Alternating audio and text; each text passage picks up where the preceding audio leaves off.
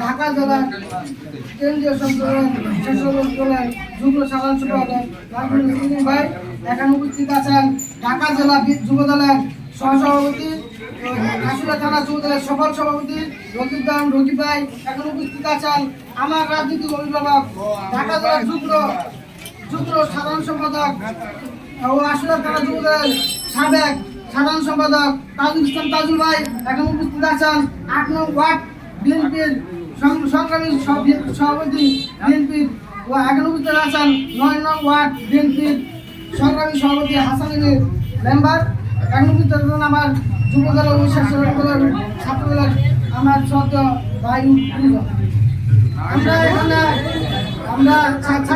আমরা এখানে ধানের শিশুর ডাক্তার মোহাম্মদ বাবুর পক্ষে ধানের শিশুর নির্বাচনী প্রচার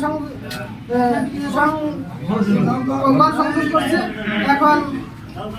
এই বলে আমার বক্তব্য শেষ করছি।